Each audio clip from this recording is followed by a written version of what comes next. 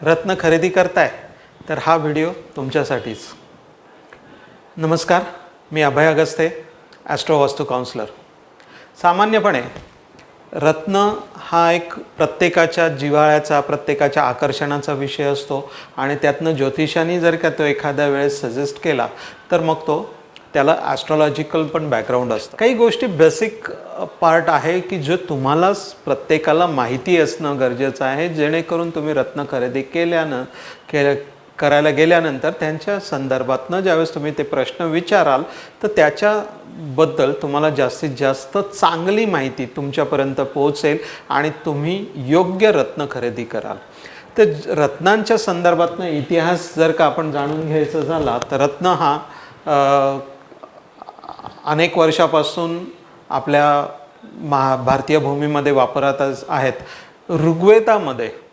ऋग्वेदामध्ये रत्नांच्या संदर्भातनं बरीच माहिती आढळती किंवा कुठल्या प्रकारचं रत्न आणि त्या रत्नांच्या धारण विधीबद्दल, म्हणजे ती रत्न धारण करत असताना कोणतं रत्न कोणत्या कारणासाठी आणि कसं धारण करायचं या संदर्भातला सविस्तर विधी ऋग्वेदात सापडतो। त्यानंतर आपल्या इथे आयुर्वेदामध्ये अनेक प्रकारचे रत्नाच्या माध्यमातून रत्नभस्म हे वेगवेगळ्या आजारासाठी वापरायची पूर्वीपासून पद्धत आहे।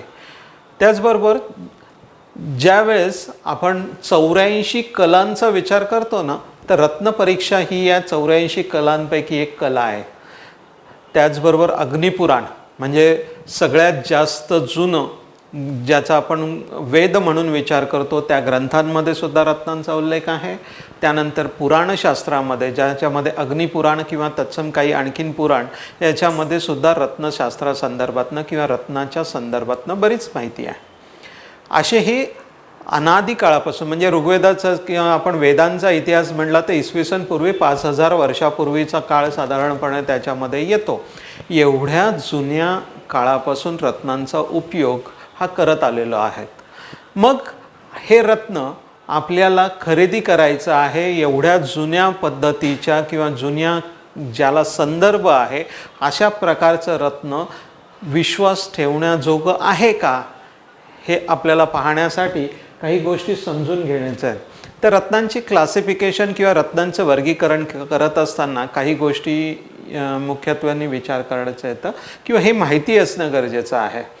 तर रत्न प्रेसिजियस, मौल्यवान किंवा अल्पमौल्य किंवा सेमी प्रेसिजियस अशा संदर्भातनं पण आपल्यासमोर येतात। तर रत्नांचे जर का आणखीन प्रकारात वर्गीकरण करायचं झालं तर रत्न हे मुख्यत्वे आपण मॅक्सिमम जी रत्ने वापरतो ती खनिजजन्य रत्न आहेत, म्हणजे जमिनीत सापडणारे।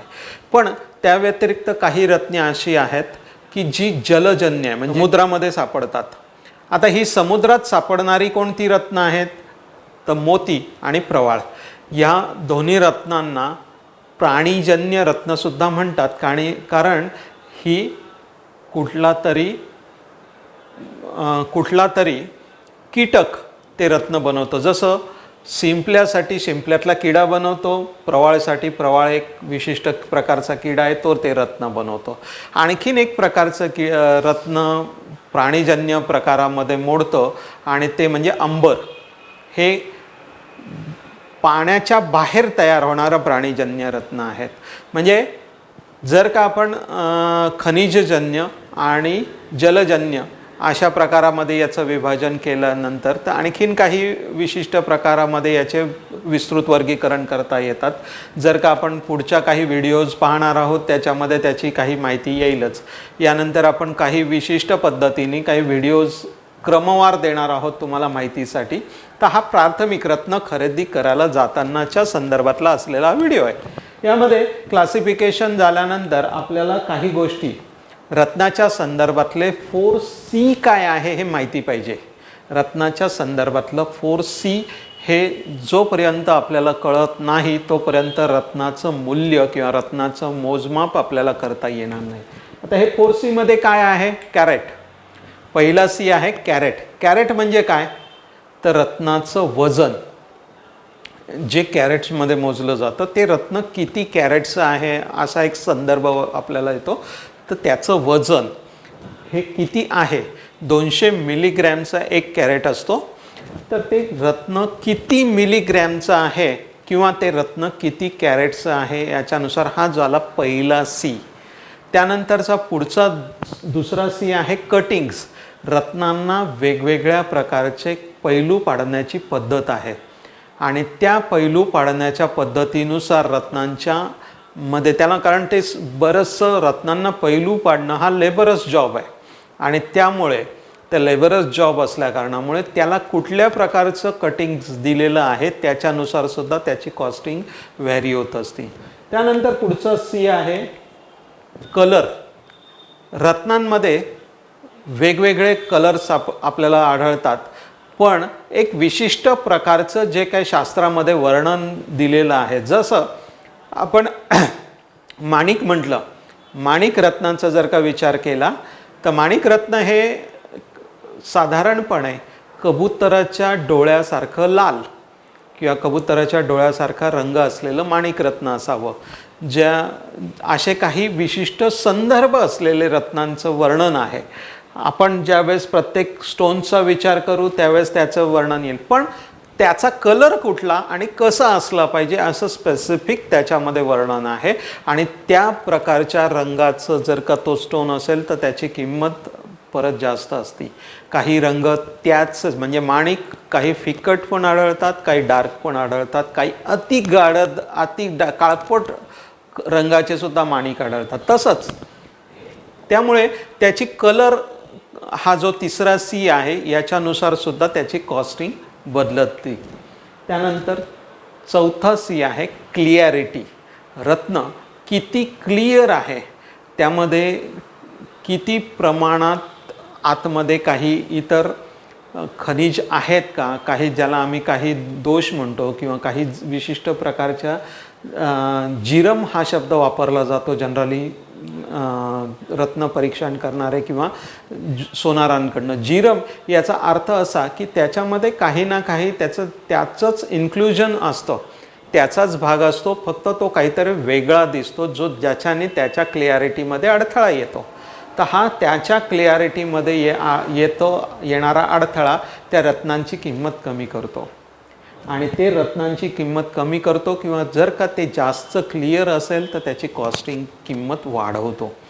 हे रत्नांच्या संदर्भातले हे 4C आपल्याला जर का लक्षात आले तर रत्नांची कॉस्टिंग व्हॅरी का होती, कमी जास्त का होती हे आपल्याला लक्षात येईल. त्यानंतरचा पुढचा भाग जो आहे याच्यामध्ये सर्टिफिकेट. कोणतंही रत्न आपण घेत असताना त्याचं एक मान्यताप्राप्त लॅबोरेटरीचं सर्टिफिकेट असणं गरजेचं आहे. जर का आपल्याकडे मान्यताप्राप्त लॅबोरेटरीचं सर्टिफिकेट असेल तर त्या रत्नाला एक ऑथेंटिकेशन येतं, म्हणजे आपण ते रत्न ज्या व्यक्तीकडनं घेतलं आहे त्याच्यापेक्षा दुसऱ्या व्यक्तीकडे जर का आपल्याला दुसऱ्या सोनाराकडे किंवा दुसऱ्या ज्वेलर्सकडे किंवा दुसऱ्या कोणाकडे विकायची पाळी आली तर ते विकता येतं. कारण ह्या सर्टिफिकेटवरती काही तत्सम बाबी असतात. यामध्ये हे जे आपण 4C पाहिले याचा तर उल्लेख असतोच, म्हणजे त्याच्यामध्ये वजन त्याचं किती आहे हे असतं, त्यानंतर त्याला कुठल्या प्रकारचं कटिंग आहे हा उल्लेख असतो, त्यानंतर कलर कसा आहे आणि क्लिअरिटी कसं आहे याचा उल्लेख तर असतो. पण त्याच्या व्यतिरिक्त काय असतं, त्याचा रिफ्रॅक्टिव्ह इंडेक्स. प्रत्येक रत्नाला डिफरन्शिएट करण्यासाठी किंवा त्या रत्नातनं एक विशिष्ट प्रकारचा रिफ्रॅक्टिव्ह इंडेक्स किंवा ज्याला आपण म्हणूया जो परावर्तनांक असतो, हा प्रत्येक रत्नाचा वेगवेगळा आहे आणि त्याच्या आधारे सुद्धा ते रत्न बरोबर आहे का चुकीचं आहे हे ओळखता येतं. त्यामुळे त्याचा रिफ्रॅक्टिव्ह इंडेक्स जो मेन्शन केलेल्या रेंजमध्ये आहे का हे तपासणं गरजेचं आहे. त्याच्यावरती सर्टिफिकेटवरती रिफ्रॅक्टिव्ह इंडेक्स दिलेला असतो तो आणि स्टँडर्ड व्हॅल्यू याच्याबरोबर आपल्याला टॅली करता येतं. त्यानंतर पुढचं आहे स्पेसिफिक ग्रॅव्हिटी. प्रत्येक रत्नांची एक स्पेसिफिक ग्रॅव्हिटी असती, तो सुद्धा टेक्निकल टर्म्स आहेत, ती तुम्हाला लक्षात आली पाहिजे. त्याची स्टँडर्ड व्हॅल्यू आणि सर्टिफिकेटवरची व्हॅल्यू यामध्ये किती तफावत आहे हे चेक करायचं आहे तुम्हाला. ते किती योग्य आहे किती अयोग्य आहे त्याच्यावरनं कळेल. त्यानंतर पुढचं आहे हार्डनेस. प्रत्येक स्टोन्सचा एक विशिष्ट प्रकारचा हार्डनेस असतो. जसं आपण रत्नांच्या भाषेत बोलायचं झालं तर नवरत्नांपैकी जर का आपण हिऱ्याचा विचार केला तर हिरा हा सगळ्यात हार्ड येतो. म्हणजे सगळ्या रत्नांमध्ये हिऱ्याचा आपण उल्लेख हार्डनेस हा हिऱ्याचा सगळ्यात जास्त असतो. तर पाचूसारखं रत्न हे ठिसूळ असतं. पाचूसारख्या रत्नाचा हार्डनेस कमी असतो. तर प्रत्येक रत्नाची एक विशिष्ट हार्डनेसचं स्टँडर्डायझेशन ठरलेलं आहे. त्याच्याबरोबर आपल्याला ते चेक करायचं आहे. आणि या व्यतिरिक्त त्याची ट्रान्सपरन्सी किती आहे, त्या रत्नांची ट्रान्सपरन्सी किती आहे हे सुद्धा आपल्याला त्याच्या आधारे कळतं. कारण रत्न हे जरी ते विशिष्ट प्रकारचं आपल्याला अपेक्षित असलेलं नैसर्गिक रत्न असेल तरीसुद्धा त्याच्या ट्रान्सपरन्सीमध्ये फरक असतो. जसं आपण पूर्ण ट्रान्सपरंट, सेमी ट्रान्सपरंट आणि ओपॅक अशा 3 याच्यामध्ये त्या ट्रान्सपरन्सीचं वर्गीकरण केलं जातं. ट्रान्सपरन्सी याचा अर्थ त्याच्यातनं प्रकाश आरपार जातो का नाही ही ट्रान्सपरन्सी झाली. काही रत्न हे ट्रान्सपरंट असतात. आपल्यापैकी आपण ज्यावेळेस जे नवरत्न वापरतो त्या नवरत्नांमध्ये जर का मोती सोडला तर बाकीचे सगळे रत्न हे ट्रान्सपरंट असतात. त्यामध्ये ते सेमी ट्रान्सपरंट आहे का फुल्ली ट्रान्सपरंट आहे याचा उल्लेख तिथे आहे का ते पाहायचं आहे. आणि सगळ्यात महत्त्वाचं आणि शेवटचं तिथे खाली ते नॅचरल आहे का अननॅचरल आहे हा शब्द असतो. कारण रत्न ज्यावेळेस हे सगळे स्पेसिफिकेशन तर दिलेले असतात पण खाली नैसर्गिक म्हणजे नॅचरल अमुक अमुक जेमस्टोन्स असा उल्लेख तिथे सापडतो का ते पाहणं खूप गरजेचं असतं. किंवा तिथे काही विशिष्ट याच्यामध्ये ह्या सगळ्या गोष्टी टर्म्स दिलेल्या असतात आणि तिथे आर्टिफिशियल किंवा नॅचरल हा शब्दात टाळलेला असतो. नॅचरल हा शब्द टाळलेला आहे त्या ठिकाणी लक्षात घ्यायचं की त्या स्टोन्समध्ये काहीतरी गडबड आहे.